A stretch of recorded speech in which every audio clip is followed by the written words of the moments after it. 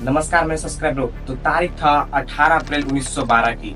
America के New York में करीबन 40,000 लोग एक जहाज का इंतजार कर रहे थे जिसका नाम था कारपेथिया। जी हाँ मेरे सब्सक्राइबर लोग, कारपेथिया जहाज अपने साथ ऐसी कहानी को लेके आ रही थी जिसे सुनकर आज भी लोगों के दिल दहल जाते हैं। हम किसी और घटना की बात नहीं कर रहे हैं, हम आरएमएस टाइटैनिक की डूब जाने की बात कर रहे हैं। वही आरएमएस टाइटैनिक जो $7.5 मिलियन के खर्च से बनाया गया था, आखिर में वो महज 3 घंटे के अंदर कैसे डूब जाती है। 15 अप्रैल 1912 को आरएमएस टाइटैनिक अटलांटिक की गोद में जाके समा जाता है, जिसमें करीबन 1500 से अधिक लोगों की जान चली जाती है। आखिर में आरएमएस टाइटैनिक की फर्स्ट राइड लास्ट राइड में कैसे बदल जाती है। Coming up, carbon fiber and titanium. There's a rule to fast and break things. If the thing had broken some rules. तो तारीख था 10 अप्रैल 1912 की। आरएमएस टाइटैनिक अपनी फर्स्ट सफर के लिए तैयार हो रही थी, जो साउथहैम्पटन इंग्लैंड से न्यूयॉर्क जा रही थी। आरएमएस टाइटैनिक उस टाइम का सबसे बड़ा और लग्जरियस जहाज हुआ करता था। लग्जरियस के मामले में वो कहीं कहीं 5 स्टार होटल को भी पीछे छोड़ता था। इसमें तरह तरह के लोग बैठे थे, बड़े बड़े इंडस्ट्रीज से लेकर एक्टर्स और इमिग्रेंट तक, जो बेहतर जिंदगी के तलाश के लिए अमेरिका जा रहे थे। आरएमएस टाइटैनिक को लेकर मीडिया और पब्लिक में इतनी ज्यादा एक्साइटमेंट थी, करीबन 1 लाख लोग इसे देखने आए थे। और आए भी क्यों ना, आरएमएस टाइटैनिक उस टाइम पे दुनिया का सबसे बड़ा जहाज हुआ करता था, जो 269 मीटर चौड़ी और 53 मीटर हाइट में थी। आरएमएस टाइटैनिक की लग्जरियस की बात करें तो इसमें स्टील ग्लास की खिड़कियां थी और 2 बार्बर शॉप और 4 रेस्टोरेंट और एक हीटेड स्विमिंग पूल और एक लाइब्रेरी और भी बहुत कुछ। आरएमएस टाइटैनिक की सेफ्टी की बात करें तो इसमें डबल बॉटम हल लगाया गया था और तो इसे 16 वाटर टाइट कंपार्टमेंट में बांटा गया था, जो कि इसे अनसिंकेबल बनाती थी।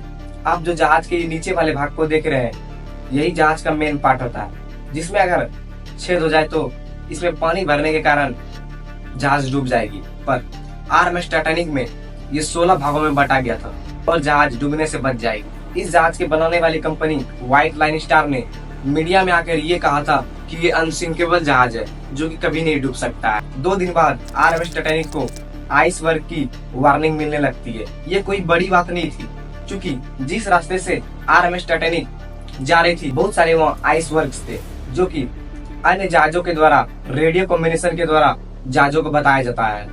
इस खतरे को देखकर जहाज के कैप्टन स्मिथ ने अपने जहाज की रूट को बदला, पर उसकी स्पीड कम नहीं की, जो कि 41 किलोमीटर पर आ रही थी। 2 दिन बाद 14 अप्रैल 1912 को अब तक आरएमएस टाइटैनिक को 7 आइसबर्ग की वार्निंग मिल चुकी थी, जिसे कैप्टन स्मिथ और उसके क्रू मेंबर ने इग्नोर किया और अपनी जहाज की स्पीड कम नहीं की। जहाज के ऊपर एक क्रूज नेस्ट होता है, जो कि काफी हाइट में होता है। इस पे किसी बंदे को बैठा के रखा जाता है ताकि वो आगे देख सके कोई तो ट्रैफिक नहीं है या तो कोई चीज हमसे टकरा तो नहीं जाएगी। वही बंदा है जो देखकर जहाज के क्रू मेंबर्स को बताता है। रात 11:39 पर फ्रेडरिक फ्लीट, जो कि क्रूज नेस्ट में बैठे थे, वो अचानक देखते हैं कि आगे एक आइसबर्ग है जो हमसे टकरा जाएगी। तुरंत वो 3 बार घंटी बजाते हैं और जहाज को लेफ्ट की तरफ मुड़ने को कहते हैं। जहाज के क्रू मेंबर तुरंत ही फुल स्पीड में जहाज के इंजन को रिवर्स में स्टार्ट करते हैं और जहाज को लेफ्ट की ओर मोड़ते हैं, पर अब तक बहुत देर हो चुकी थी। रात 11:40 पर आरएमएस टाइटैनिक आइसबर्ग से जाकर टकरा जाती है। यह टकराव इतना ज्यादा भयंकर था कि पूरे जहाज को हिला के रख देती है। दुर्भाग्य से आरएमएस टाइटैनिक का डबल बॉटम हल कोई काम नहीं आया। ये जो टकराव हुई थी, ये जहाज के साइड में हुई थी, जहाँ पर सिंगल लेयर ही थी। इस टकराव में 6 वाटर टाइट कंपार्टमेंट इम्पैक्ट हो चुकी थी। ये इम्पैक्ट इतनी बड़ी थी कि इसमें तुरंत ही पानी भरने लगी और जहाज अनबैलेंस होने शुरू हो गई। जहाज के कैप्टन स्मिथ ने इस बात की जांच की तो उसे लगा ये अब जहाज डूब जाएगी। आखिर में अनसिंकेबल जहाज अब डूब रही। टकराव के 20 मिनट बाद 12 बजे कैप्टन स्मिथ अपने क्रू मेंबर को ये कहते हैं कि डिस्ट्रेस सिग्नल भेजना शुरू करो। रेडियो ऑपरेटर जैक फिलिप्स एक पे एक लगातार डिस्ट्रेस सिग्नल भेजते हैं, पर कोई जहाज उसकी डिस्ट्रेस सिग्नल को नहीं पकड़ पाता। फिर भी वो एक पे एक डिस्ट्रेस सिग्नल भेजना शुरू करते हैं। आखिर में एक जहाज जो उनसे 107 किलोमीटर दूरी पर था, वो उसकी डिस्ट्रेस सिग्नल को पकड़ लेते हैं, जिसका नाम था कारपेथिया। तुरंत ही आरएमएस कारपेथिया टाइटैनिक के लोगों को बचाने के लिए निकल जाते हैं। पर दिक्कत की बात ये थी, कारपेथिया उससे 107 किलोमीटर दूरी पर, अगर कारपेथिया अपने फुल स्पीड से भी आए तो उसे 3.5 घंटे की वक्त लग जाती। क्या इतनी देर तक टाइटैनिक सरवाइव कर पाएगी? अब आरएमएस टाइटैनिक के क्रू मेंबर फ्लेयर्स गन्स और रॉकेट छोड़ना शुरू कर दिए थे, ताकि कोई और जहाज हो जो हमारे ये फ्लेयर्स गन्स को देखे और हमें आके बचा ले, पर कोई जहाज नहीं थी जो उस फ्लेयर्स गन्स को देखे। अब कैप्टन स्मिथ अपने क्रू मेंबर को लाइफ बोर्ड उतारने की आदेश देते हैं और लाइफ बोर्ड उतारी जाती है, जिसमें प्रोटोकॉल के अनुसार बच्चे और लेडीज को फर्स्ट प्रायोरिटी दी जाती है। पहले लाइफ बोर्ड में करीबन 28 लोग ही थे, क्योंकि अभी भी लग रहा था लोगों को कि ये तो अनसिंकेबल जहाज है, ये डूब ही नहीं सकती है, तो वो लोग रिलैक्स थे। समय के साथ सब लोगों का आत्मविश्वास टूटता गया।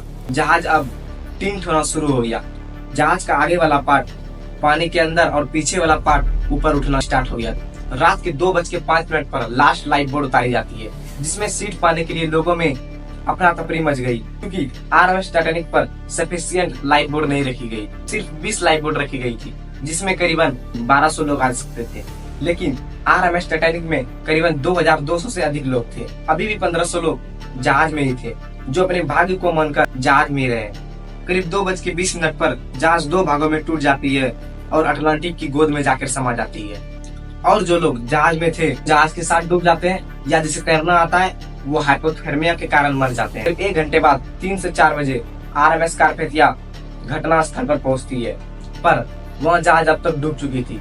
जो लोग लाइफ बोर्ड में थे उसे ही सिर्फ बचाया जा सकता था। आखिर में इस घटना के पीछे क्या कारण था? ऐसा लगे मेरे सब्सक्राइबरों, अगर मैं आपसे कहूँ उस रात एक और जहाज थी जो आरएमएस टाइटैनिक से करीब 37 किलोमीटर दूरी पर थी, जिसका नाम था एसएस कैलिफोर्निया। इसी जहाज ने आरएमएस टाइटैनिक के डूबने से 1 घंटे पहले आइसबर्ग की वार्निंग दी थी।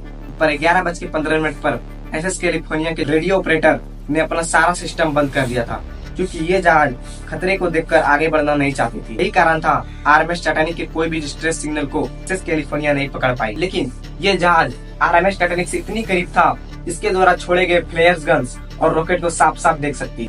इसके क्रू मेंबर ने अपने कैप्टन स्टैनली लॉर्ड से कहा, पर वो यह कह के टाल देते हैं कि आरएमएस टाइटैनिक में बड़े लोग जाते हैं, इसमें पार्टी हो रही होगी। पर ये एक कारण हुआ। दूसरा कारण ये कि इसमें सफिशिएंट लाइफ बोर्ड रखी ही नहीं गई। तीसरा कारण ये था कि आरएमएस टाइटैनिक की सेफ्टी टेस्ट की ही नहीं गई थी। तो मेरे प्यारे जनताओं, अगर आपको वीडियो अच्छा लगा हो तो प्लीज लाइक और सब्सक्राइब जरूर करें।